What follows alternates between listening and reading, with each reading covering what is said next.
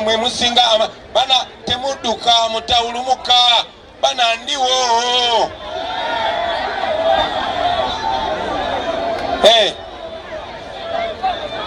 mukomeo mpola mukomeo tewaba muntu abatiisa mumukuba ekifaananyi bwe naamala okulayira ajja tunyonyola lwaki abadde atiisa abantu.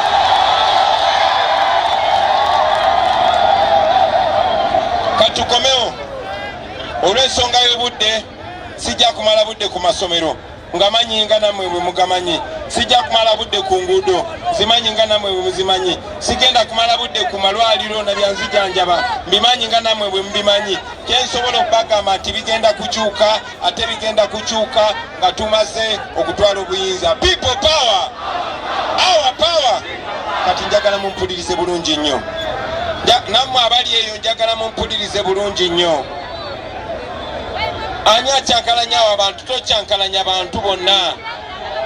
Bannange navudde wala nnyo nga njagala bawa message eno. Njagala message eno mutekeyo obudde, mutekeyo emyoyo, bwe muva wano mutwale message eyo mugitwale yonna yonna.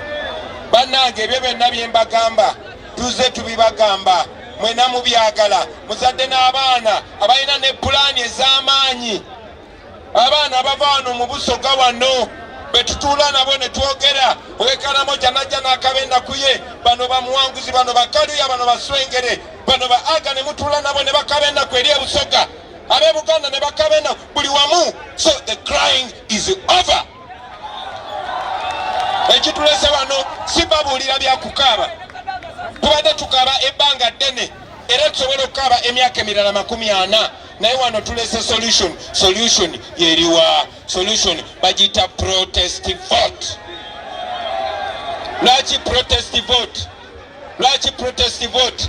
Omuntu ayinza okujja n'agamba Bobby mu 2021 twajja ne tulonda, twavayo mu bungi ne tulonda, naye ne babba akalulu kaffe. Yes, number 1 2021 twali twakajja.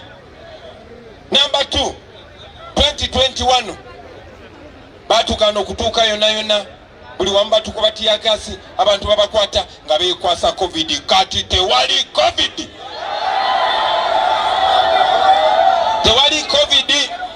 Mubalabe baggala amakubo, mubalabe bano baligezako tusomoza, baagala okukola obulabe ku bantu, naye tuganye okubawa ensonga kubanga tumanyi bulungi nnyo yes balina emmundu, tumanyi bulungi nnyo yes basobola okutta abantu, naye tebalina kye beekwasa. Ate oba batta abantu mu 2021 paka kati Museveni twamutwala mu International Criminal Court anytime.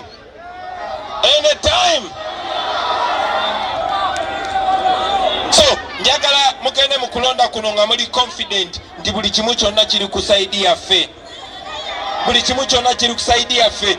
Njagala kana akalulu baganda bange abaana b'e Busoga, njagala kana akalulu mukatunire nga opportunity, nga omukisa ogukyusa bino ebintu once and for all. Kana akalulu nze nabasababulirirawo nagamba kasoke nsirike, bisirika basoke batunominating ne banominating. Kati bamaze okunominatinga, kati kambabulira amazima, tetugenda jasi mu kalulu kulonda bulonzi, tugenda kukanoonya. Tumekinga sure tukunga buli omuntu tukalonde. Webale baba, bwe tumala okalonda tukakuume, then bagezeeko kakwatako awo. Lwaki mbagamba bwenti? Mbagamba bwenti kubanga kino kisoboka, ate kisoboka kati. Mumanye ensonga lwaki twasokedde Busoga? Tumanyi bulungi nnyo nti region endala zonna zituwagira. Ne tumanyi nti mwina population, tumanyi nti mwina population.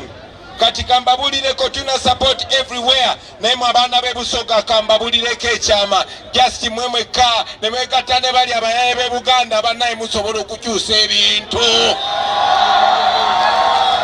Tubikole bwe tuti, wano mwina population nnene eronda.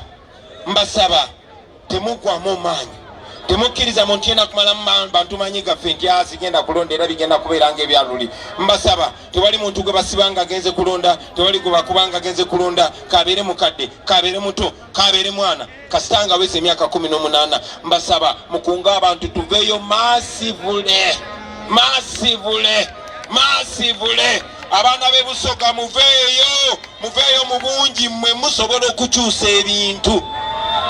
okukyusa ebintu, population yammwe y'amaanyi nnyo. Temufaayo eby'e Buganda twavuddeyo nga tubitereezeza, temwabirabye. Ate ne tutuuka wano n'abakulu bakkiriza, tebakkiriza, temwabalabye. Kaakati mmwe bannannyini